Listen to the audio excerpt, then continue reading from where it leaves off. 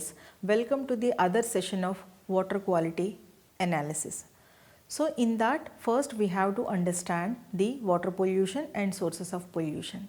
So there are many reports globally of groundwater becoming contaminated or at risk of contamination. So what is meant by the contamination? Water is in nature never pure, of course we know that, but it contains dissolved minerals, microorganisms, gases or suspended particulate matter. Indeed, it is because water does contain these impurities that life on earth is possible. There are many reports of serious incidents that resulting in contamination of groundwater supplies because of the accidental spills or unsatisfactory disposal of industrial chemicals. In addition to this, solid and liquid waste also generated by the modern society is frequently spread over the land surface, and moisture from the waste and also from rainfall, they will percolate down through the underlying soil. Depending on the type of waste, the resulting leachate, that we can call it as, may be highly acidic in nature and have a large organic load or contain a high concentrations of ammonia, toxic materials or various organic compounds, all of which may contaminate underlying groundwater. Especially in rural areas, there has also been concern for some years over the rise in nitrate concentration in many groundwater samples. There is no doubt that agricultural practices that includes heavy use of nitrogenous fertilizers, which are an integral part of intensive arable farming. So some cultivation regimes, they will use this one, and intensive stock rearing have contributed directly to the rise of this one. So direct discharges of nitrogen compounds from on-site sanitation and also from the sewer effluents, that also exacerbate the problem. The other area of concerns lies with the pesticide contamination. So the extent of this remains unknown because of the very wide range of chemicals which are involved in this complexity of decay process. Some of the factors which gives rise to degradation products more toxic than the parent compound. So because of the time lag between the chemicals being applied to the soil and also their arrival in water supply wells, and it is probable that the contamination of the groundwater supply with nitrate and pesticides will continue, and also indeed it is increasing during the coming years. We can expect that. Spanning agriculture and industry and urbanization, these are the three factors. The diverse group of chemicals are reported to disrupt the hormone system in humans also, domesticated animals and wildlife, and endocrine disruptors that are arises from the many man-made processes as well as they are occurring naturally. So we have to understand much of their effects on human populations and on wildlife, and they are also subject of concern as well as the current research. So we have to understand the substance that categorize may make them a groundwater contaminant group of concern in the future also. So there are number of sources which are responsible for adding pollutants to the running water, underground water or the natural water body. So the pollutants that can come from the food processing industry or petrochemicals or textiles or tanning, paper industry, and also from the agrochemical industries. So all these industrial water pollutants are leads to the industrial effluents, and are untreated effluents, we can say, that become responsible for the water, soil and air pollution. So the quantitative assessment that depends upon the concentration of these effluents which are present in the wastewater. So the expression of concentration of impurities either by the milligrams per liter or ppm or percent saturation. So according to the Press Information Bureau, Government of India, Ministry of Environment and Forest 2016, or the Ministry of Environment, Forest and Climate Change has developed the criteria of categorization of industrial sectors which are based on the pollution index. So that is a function of the emissions, that is the air pollutants, effluents, water pollutants, hazardous waste generated and consumption of the resources. For this purpose, the references have been taken from the Water Prevention and Control of Pollution Cess Amendment Act 2003 And the standards so far prescribed for various pollutants under the Environment Protection Act 1986 and Doon Valley Notification 1989 issued by the MOEFCC. So the pollution index of any industrial sector is a number from 0 to 100, and the increasing value of PI indicates the increasing degree of pollution load from the industrial sector, and the criteria on range of pollution index for the purpose of categorization of industrial sectors. So, number 1, industrial sectors having pollution index score of 60 and above are considered as a red category. And second, industrial sectors having pollution index, the score of 41 to 59 is under the orange category. And the industrial sector having pollution index, the score of 21 to 40 is the green category. And industrial sectors having pollution index score is in between or including, and up to 20 is known as white category. So it is a customary to define water quality by several parameters like physical, chemical and biological. So deterioration of water quality of surface water and groundwater and coastal water systems in the natural ecosystem is mainly determined by the geological structure and lithology of the watershed or the aquifers. So with the advent of rapid industrialization and urbanization, the chemical reactions that takes place within the watershed as well as the type of land that is uses the anthropogenic activities definitely affect very high in the water quality. So water quality assessment is the overall process of evaluation of physical, chemical, biological in nature of the water. And the water quality monitoring also is a process of collection of the required information, and qualitative and quantitative measurements are required from time to time to constantly monitor the quality of water from the various sources of supply. So the key factors we have already discussed, that is the sampling, selection, precision and preservation and reporting the values and also the proper labeling. So modeling and simulation. So many environmental management decisions are being made frequently with the support of this mathematical simulation model. So in the area of pollutant transport and also the fate of surface waters, few of the extant simulation models have been evaluated so far. So limited observational data and also limited scientific knowledge are frequently incompatible with the highly detailed model structure of the large pollutant transport and also the fate of model. So an alternative to comprehensive structured simulation model is proposed as a flexible approach to introduce science into the environmental risk assessment and also decision making process. So there are various models to assess the quality of water, that is a drain mod is a software which is developed to assist the simulation of the transport of water and the transport and transformation of the nitrogen in a stream. So ECM is another approach which is developed to approach the catchment management and assessment, and limited data is sufficient to run this model. And major use of this model is normally the several countries to predict the total amount of phosphorus and the nitrogen which is delivered into the surface water sampling site. And then MIC2 is also one of the one-dimensional hydrodynamic model which simulates the dynamic water movements in river. So then MONERIS model is also there, but that also builds over 8 submodels that simulate the main process of generation and transport of suspended solids and nutrients to the river network.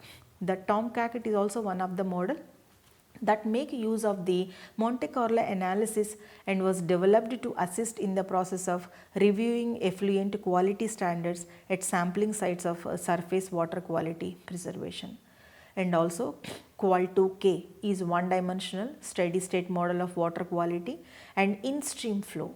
And DEL-FT3D is also one of the world leading 3D modeling suite to investigate hydrodynamics, sediment transport and morphology and water quality for fluvial and also the estuarine and coastal environments. And if we will see that what are the 5 major monitoring purposes for this one. So it is an integrated activity for evaluating the physical, chemical and biological characters of water in relation to human health. and also ecological conditions and designated water uses, and identify the 5 major monitoring purposes. The first one is characterize waters and identify changes or trends in water quality over time. And the second purpose is identify specific existing or emerging water quality problems. Third is gather the information to design specific pollution prevention or the remediation program. And the fourth one is determine whether the program goals such as the compliance with the pollution regulation or the implementation of effective pollution control actions are being met. And the fifth one and the last one is how to respond to emergencies like spills and floods. So these major monitoring purposes are not mutually exclusive, and also some monitoring endeavors can meet more than one of these purposes at the same time.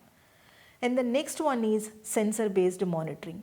So recently wireless sensing networks have been introduced, which are low cost and also development in information and communication technologies.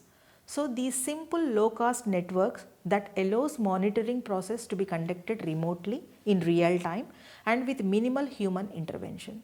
So if you look into the picture of this wireless one network, that is there are two main components are there. One is node and the other one is base station. So a node is a device, if you will clearly, it is clearly depicting in the picture, that is node is a device that is normally equipped with the sensing, processing and communication capabilities, and is also responsible for measuring the parameters which are associated with a particular application.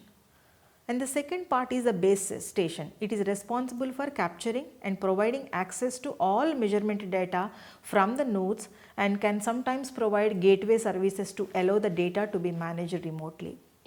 So next one is the water quality index. So water quality index was first developed by the Houghton in 1965 in United States by selecting 10 most commonly used water quality variables like dissolved oxygen, pH, coliforms, specific conductance, alkalinity and then chloride, and has been widely applied and accepted in European, African and Asian countries. So the assigned weight reflected significance of a parameter of a particular use, and it has been a considerable impact on the index. A new water quality index, which is similar to Houghton's index, that has been developed by the group of Brown in 1970, that has been based on weights to individual parameters. And recently many modifications have been considered for this index concept through various scientists and experts. A general water quality index approach is mainly based on the modern common factors that are described by the 3 factors. First one is the parameter selection. So it is carried out by judgment of professional experts, agencies and government institutions, that is determined in the legislative area, and the selection of the variables from the 5 classes what we have already discussed, like eutrophication, health aspects, physical characteristics and dissolved substances. And also the second parameter is the determination of the quality function. For each parameter is considered as the sub-index also, and sub-indices transformed to non-dimensional scale values from the variables of different units have to be incorporated. And third is the sub-indices, that is aggregation of the mathematical expression. This is frequently utilized through the arithmetic or the geometric averages. And the huge number of water quality indices like weight arithmetic water quality index and National Sanitation Foundation water quality index and Canadian Council of Ministers of Environmental water quality index and Oregon water quality index have been formulated by several national and international organizations, and all these have been applied for evaluation of water quality in a particular area. And moreover, these indices are frequently based on the different number and types of water quality parameters as compared with the respective standards of that particular region. So the water quality indices are accredited to demonstrate annual cycles, spatial and temporal variations in water quality, and also trends in water quality even in low concentrations in an efficient and timely manner. So on the basis of this one, the available indices have many variations and many limitations, and based on this one, it it needs worldwide acceptability with varying number of water quality variables. So, the simplest way of the analysis is the water quality index, and it evaluate and rate the quality of water for decision making purpose. The monitoring networks that collects thousands of chemicals, physical and biological measurements of water each year, and this data do not give us an indication of trends in water quality over time. So, a concise, quick way to draw meaning from these numbers is known as water quality index method. So, it provides a way to distill thousands of records of environmental data into meaningful values that indicates the health of water resources and create an yardstick for measuring and assessing water quality. So, it incorporates data from multiple water quality parameters into mathematical equation and rates the health of the stream with a single number. So, this number is placed on a relative scale, and that rates the water quality in categories ranging from very bad to excellent. So, index values are determined by transforming selected water quality parameters, what we have discussed also, and unitless and then sub-index value through a sub-index rating curve. So, each parameter has its own rating curve on a scale of increasing water quality from 0 to 100, depending on what values for that parameters are considered good and bad. So, the main objective of the rating curve is to link a parameter concentration to water quality. So, after sub indices for each parameter are calculated by rating curve, if you will see that diagram of the rating curve, they are averaged to give an overall water quality index value. So, it is commonly used for detection, evaluation of water pollution, and also defined as a reflection of the composite influence of the different quality parameters on the overall quality of water. So, they are broadly classified into two types. One is the physicochemical and biological indices, and in physicochemical indices, they are based on the values of various physical chemical parameters in water sample, and biological indices are derived from the biological information and calculation of water quality index using the weighted arithmetic index method. So, weighted arithmetic water quality index method is generally classified that water quality which is according to the degree of purity by using the most commonly measured water quality variables. So, this method has been used very widely by the various scientists, and the calculation of water quality index was made by using the equation which you are seeing on that. So, the quality rating scale, that is a QI, for each parameter is calculated by the using that expression, in which it is estimated the concentration of the ith parameter in the analyzed water, and also it is the ideal value for the parameter in pure water. If it is 0, that is except pH, it is 7.0, and then if or sometimes it may be dissolved oxygen is 14.6 milligrams per liter, and it is a recommended standard value of the parameter. So, the unit weight, that is a WI, normally we can call it as, for each water quality parameter, that is calculated by the formula which you are seeing. So, everywhere it is there, it is a sum of all the components, and a proportionality constant we know that, and can be also calculated by the using the equation. So, for example, let there be n water quality parameters and the quality rating Qn, which is corresponding to the nth parameter is a number of reflecting relative value of this parameter in the polluted water with respect to its standard permissible value. And then if Qn is 100, that is a Vn to Vi upon Vs minus Vi. So, that is Vs is a standard value, Vn is the observed value, Vi is the ideal value. If you will see the equation, in most of the cases, that is the Vi is 0 except in certain parameters like pH, that what we have discussed. So, dissolved oxygen. So, calculation of the unit weight also is also most important in this one. The unit weight, that is represented by the Wn, to various water quality parameters which are inversely proportional to the recommended standards for the corresponding parameters. So, Wn is K upon Sn, where Wn is a unit weight for nth parameter, Ns is a standard permissible value for the nth parameter, and we all know that K is a proportionality constant. So it is calculated by the equation, just like we have seen that Qn is the quality rating of nth water quality parameter, Wn is the unit weight of nth water quality parameter, and the suitability of water quality index values for human consumption are rated. If it is between 0 to 25, we can consider that is an excellent, and if it is in between 26 to 50, we can consider it as a good.